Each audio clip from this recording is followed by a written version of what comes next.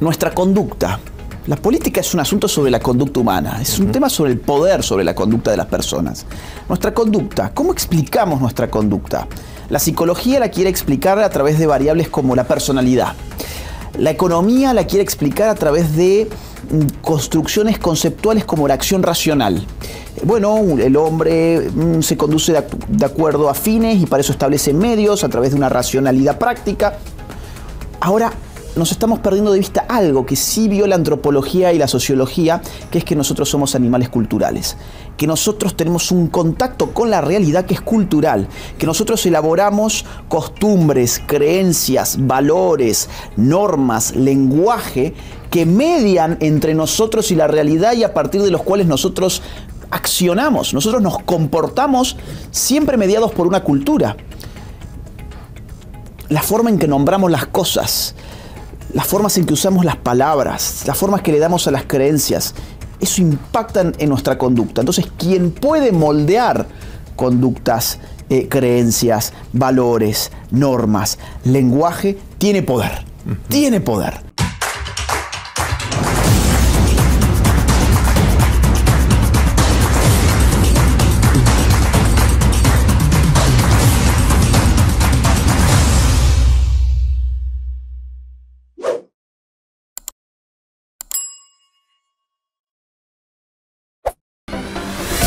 Saludo cordial, señoras y señores, bienvenidos. Es nuestra tele internacional. En este punto y hora siempre tenemos 30 minutos para compartir con los grandes protagonistas del mundo hispanoamericano, constructores de vida, empresarios, visionarios y sobre todo personas que también nos dejan mensajes muy especiales. Hoy tengo la grata compañía de alguien que es escritor, politólogo, es un gran intelectual y sobre todo conferencista por estos días, que ha tenido la oportunidad de visitar diferentes países.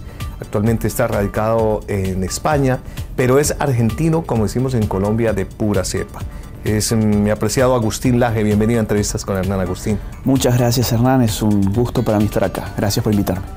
Tenemos mucho que hablar contigo, pero antes de ello sería muy interesante que las personas que te reconocen o que no te conocen totalmente pudieran tener de tu propia boca esa experiencia biográfica de tus años, porque tú eres un hombre muy joven, pero que has trasegado mucho en todo el mundo asociado a la política y como escritor. Cuéntanos un poco de tu vida. Bueno, yo nací el día 16 de enero de 1989, año en el que se caía el muro. Wow. Tengo 33 años, Ajá. No soy de Buenos Aires, soy de Córdoba. Ajá. Eso es un dato importante. Sí. Me empezó a gustar escribir desde muy chico. A los 12 o 13 años me di cuenta que me gustaba escribir en el colegio. Y a los 15 años me di cuenta que me gustaba la política, pero el estudio de la política, más que militar en política. Hay que diferenciar esas dos cosas. Total. Empecé a escribir sobre temas políticos, me identifiqué además ideológicamente con un sector que hoy podríamos llamar las derechas, en un momento en que ser de derechas equivale a salir del closet, lo que se llamaba salir del closet. Bueno, creo que yo salí del closet bastante temprano. Empecé a escribir en diarios, en periódicos, en revistas, análisis políticos, revisionismo histórico, hacía también, todo como hobby. Cuando terminé el colegio empecé a estudiar ingeniería en sistemas, 3 años, quería una carrera que me diera de comer y dije la informática es el futuro y me gusta escribir, pero bueno, escribiré en todo caso algoritmos y código informático. Wow. Eso no me bastó, la vocación... ¿No te llenó? No. La vocación del estudio de la política me tiró mucho más y después de 3 años de ingeniería tomé la decisión de abandonar y pasarme a ciencia política. Una cuestión bastante difícil porque sí. ¿De qué vive un politólogo? Y muy distante, ¿no? Muy distante y aparte con una perspectiva de futuro que yo no podía ni siquiera explicar a mis padres. Yo no vengo de una familia con dinero, con lo cual ir a la universidad era un problema. Trabajé para poder pagar los estudios y sin embargo pude hacerlo, salí adelante, estudié, me recibí de licenciado en ciencia política, estudié contraterrorismo en Washington y a causa de un libro que publiqué a los 21 años que se llamó Los mitos setentistas, que era sobre el terrorismo en Argentina, sobre las organizaciones guerrilleras terroristas en Argentina. Entonces eso interesó en Estados Unidos y me dieron una beca en una universidad de Washington. Y después de eso publiqué otros libros más, uno sobre el kirchnerismo en el año 2013 titulado Cuando el relato es una farsa. Después publiqué el libro negro de la nueva izquierda junto con Nicolás Márquez en el año 2016. Ese fue un punto de inflexión, fue un libro muy crítico de lo que nosotros llamamos ahí la nueva izquierda. Nosotros preveíamos que la izquierda iba a empezar a articular su discurso en torno de causas culturales. El tema feminista, el tema del sexo, el tema del género, el tema del aborto, el tema del indigenismo, el tema de la raza, allí donde las izquierdas te hablaban de lucha de clases, pobres contra ricos, ricos contra pobres, y dialectizaban económicamente a la sociedad, trasladaron ese modelo a otro tipo de atributos y características individuales y sociales, y empezaron a echar gasolina en heridas, digamos, echar alcohol en heridas, ¿no? A provocar dolor y a tratar de sacar partido político de ciertas fracturas y generando otras fracturas. Eso analizaba el libro, que terminó siendo además un análisis sobre la ideología de género, y ese fue un punto de inflexión porque ese tema ya salía de Argentina. Mis otros libros eran sobre Argentina, en cambio ese libro preveía que esto iba a correr como reguero de pólvora por todo el mundo. Sí. Entonces empezamos a recibir invitaciones para ir a dar conferencias a muchos países. Pude dar conferencias en prácticamente... ¿Qué época es esa? Esto es entre el año 2016 y la pandemia. Correcto. Tuve que... Bueno, en el año 2019 tomé un promedio de 4 aviones por semana, más o menos. Dando las charlas y conferencias. Exactamente, asociadas. Dando charlas y conferencias en muchos países. He estado en todos menos Cuba, Venezuela, Nicaragua y Honduras. El resto he estado en todos. Estudié un máster en filosofía en Navarra, en la Universidad de Navarra, donde ahora estoy haciendo el doctorado en filosofía, y he publicado recientemente, hace solo 2 meses, un nuevo libro que me llevó muchos años, sin embargo, titulado La batalla cultural, reflexiones críticas para una nueva derecha. Maravilloso. Hago este brevísimo corte comercial para comentarte que este video está patrocinado por el Instituto N&W Professional Traders. Si querés aprender a invertir, hacelo como un profesional. De eso precisamente vamos a entrar en materia en instantes, mi apreciado Agustín, sobre todo porque, como ustedes se dan cuenta, creo que esta pequeña gran hoja de vida compendiada en este programa nos da pie para hablar sobre esas tendencias que tiene el mundo y especialmente Latinoamérica de un lado o del otro, y que bajo su concepto la tendremos en instantes aquí en Entrevistas con Hernán. Ya regresamos.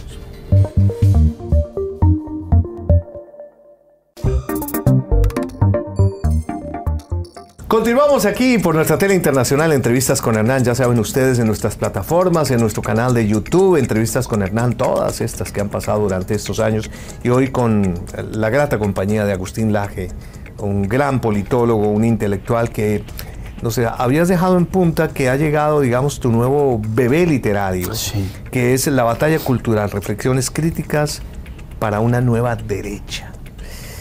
En estos días tan complejos, y sobre todo en mi país, que estamos ya a puertas de unas nuevas elecciones, donde la historia ha cambiado radicalmente, porque yo alcancé a vivir, Agustín, la época donde habían 2 partidos tradicionales, que era el liberal, que estaba aquí en la mano izquierda, y el conservador, que estaba en la mano derecha.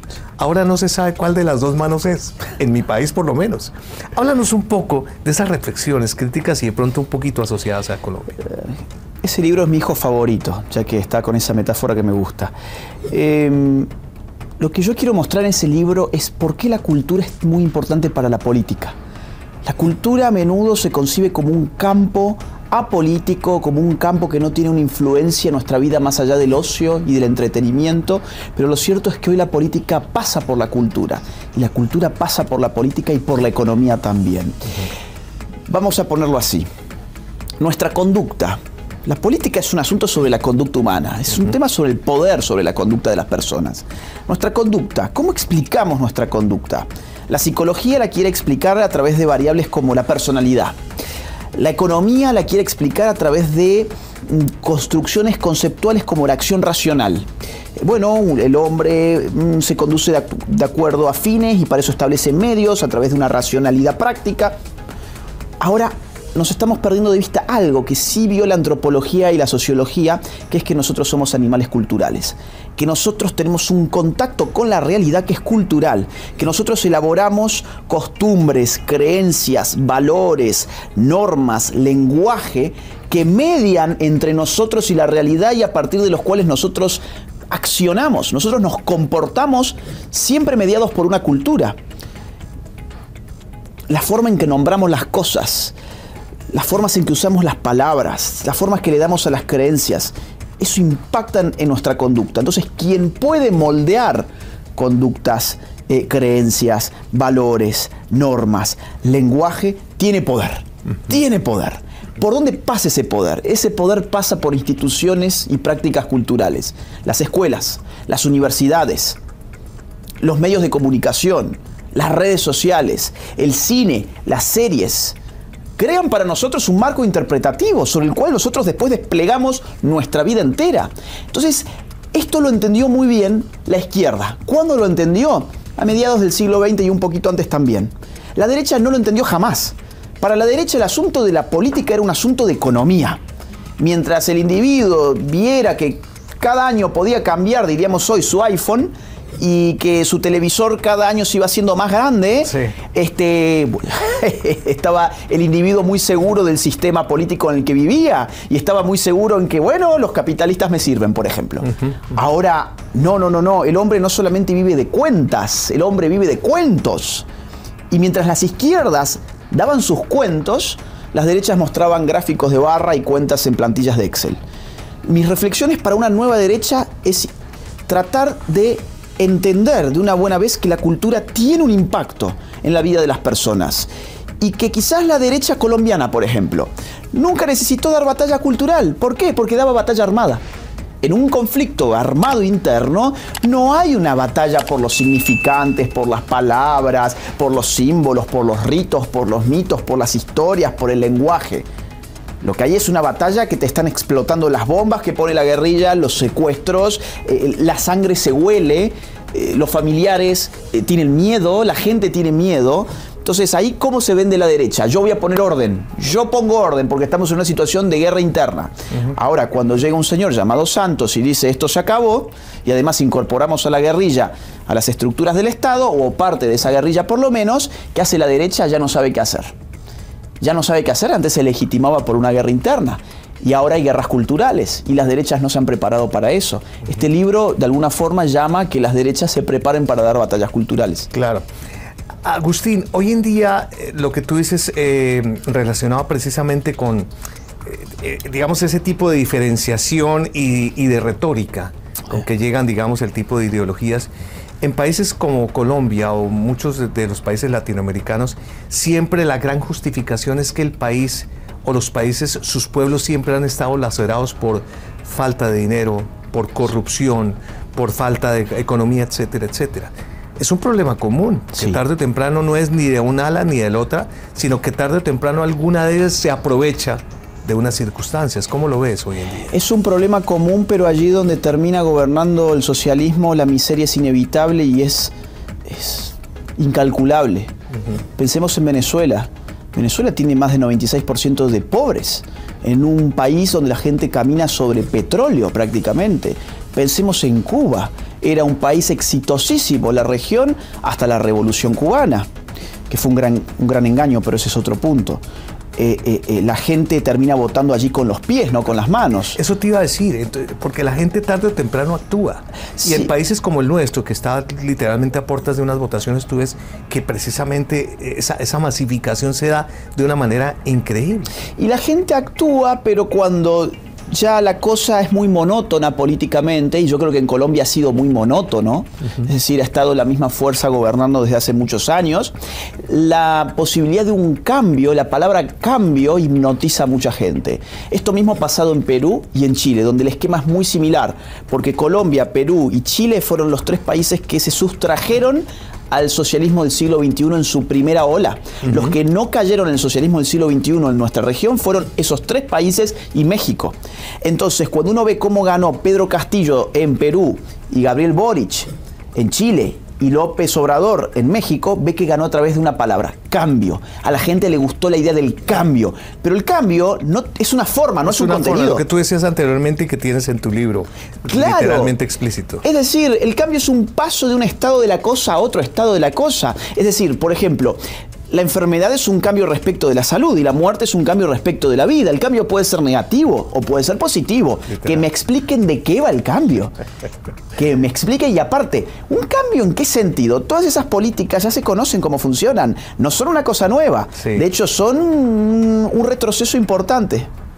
Agustín Laje nos está acompañando hoy en esta charla rápida y concreta. Como siempre decimos, el tiempo en televisión a veces es un poco traicionero, pero en instantes volveremos con él para que nos hable de sus proyectos, del libro, de cómo visiona él este futuro de Latinoamérica, incluyendo a nuestro país. Será en instantes.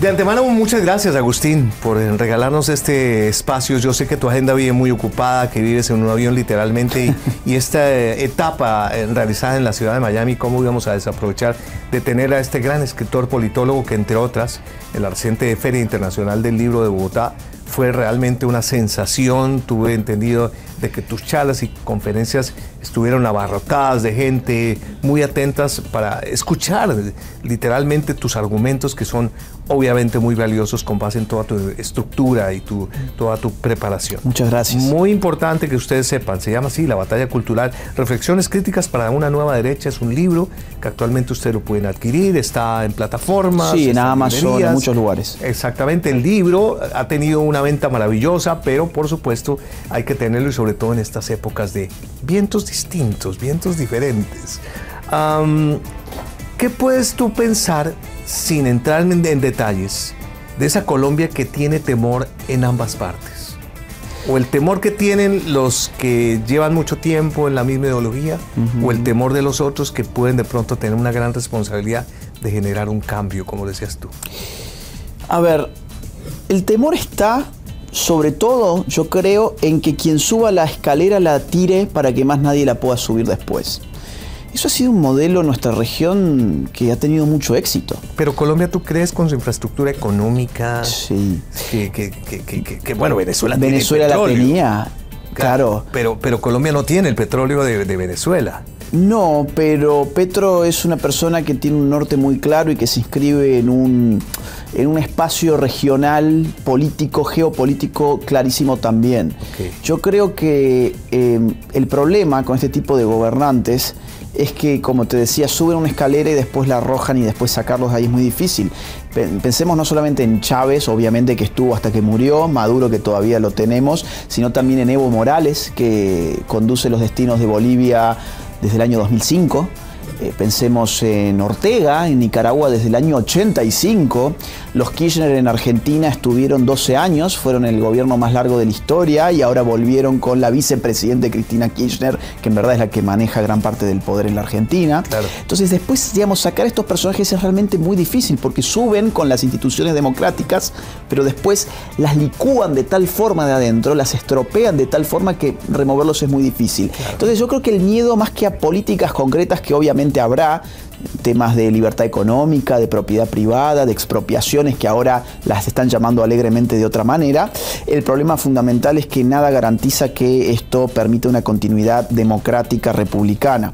Ese creo que es el miedo más importante. Y del otro lado, del lado que está pensando en votar a Petro, el miedo es el continuismo. Y ahí también hay un punto, que es que evidentemente si la gente está pidiendo a gritos un cambio de tal forma que la misma palabra cambio, sin saber qué significa, los entusiasma, y es que hay cosas que habrá que ajustar, habrá cosas que habrá que cambiar. El tema es, hay muchas alternativas en el cambio. El gran problema pasa a ser cuando uno vota por la mera palabra cambio y después dice: esto no era lo que yo esperaba. Eso ya ha pasado en las dos elecciones donde ganó el socialismo en nuestra región, que fue Perú y Chile. En Perú, pocos meses después de la victoria de Pedro Castillo, hoy 1 de cada 4 peruanos apoya al presidente. O sea, su popularidad es del 25%, y el resto se agarra la cabeza y dice: ¿a quién voté? ¿Por qué voté así? Porque quisiste un cambio y no preguntaste de qué iba. Es un ADN del latinoamericano, sí, ¿no crees? Sí, pasa en todos lados. Pasa por en eso todos lados, y bueno, Colombia hasta el momento que aparentemente ha sido un diferenciador, como dicen Chile. Popularmente, y Chile, Sí. como dicen popularmente, amanecerá y veremos. Agustín, antes de irnos, Sí. rápidamente, ¿estás en correría? ¿Vas a hacer conferencias? Exponle un poco a la gente cómo Sí. te pueden encontrar en tus páginas Bueno. digitales. Miren, yo estoy en todas las redes sociales. Estoy en Instagram, estoy en Facebook, en Twitter, hasta en TikTok, que es para gente supuestamente un poco más chica. Yo ya me quedé grande para TikTok, pero hago lo que puedo. No bailo frente a la cámara, pero hablo sobre temas políticos. Todo me encuentran con mi nombre, Agustín Laje, así lo van a encontrar muy fácil. Voy a estar haciendo conferencias a lo largo del año sobre el nuevo libro La Batalla Cultural. Voy a estar en Perú, en Costa Rica, en México, en Chile, en muchos lugares. Paraguay, Colombia quería que volviera, pero ya fui, vengo de ahí de hecho. Y confiamos que puedas obviamente volver a Colombia, que lo conoces a plenitud Sí. en diferentes ciudades y que después del 29 de mayo de estas elecciones vuelvas a estar en nuestro... Pero claro, y aparte el año que viene estoy publicando un nuevo libro que estoy terminando ahora. qué bien. Un libro que no puedo adelantar todavía el título, pero va a ser provocativo. Y voy a tratar de hablarle a la juventud.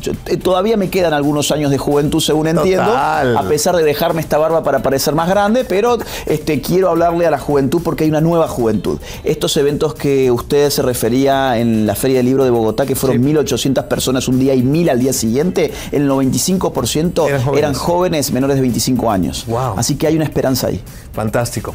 Solamente nos queda decirles a ustedes gracias, recordarles una vez más, La Batalla Cultural, reflexiones críticas para una nueva derecha, escrito por este gran y afamado escritor politólogo Agustín Laje, que bajo su propia experiencia y sobre sus propios principios nos ha dejado una lección interesante para meditarla en estos días, sobre todo con una conclusión que lo digo yo a título personal, hay que votar, no importa. Hay que cumplir con ese derecho constitucional porque es la única manera de levantar la mano o de pronto de hacer otro tipo de oposición. A ustedes gracias. En 8 días estaremos una vez más con nuestra tele internacional en este programa que se llama Entrevistas con Hernán. Feliz momento. Mi trabajo no se financia ni con el dinero de los políticos ni con el dinero de los impuestos de los ciudadanos a través de subsidios estatales. Al contrario, este video, este canal y todo el trabajo de batalla cultural que estoy dando desde hace años se financia íntegramente gracias a los aportes económicos libres y voluntarios de las personas que valoran lo que hago. De modo que si querés colaborar económicamente conmigo, te invito a que te suscribas en mi Patreon. El link queda en la caja de descripción de este video. O bien que te unas a mi canal de YouTube en el botón que encontrarás que dice unirse. Si no podés colaborar económicamente, no te preocupes, hay muchas otras formas de colaborar. Por ejemplo, difundiendo este video en tus redes sociales, en tus grupos de WhatsApp y en todas las plataformas que consideres oportunas. Muchas gracias desde ya.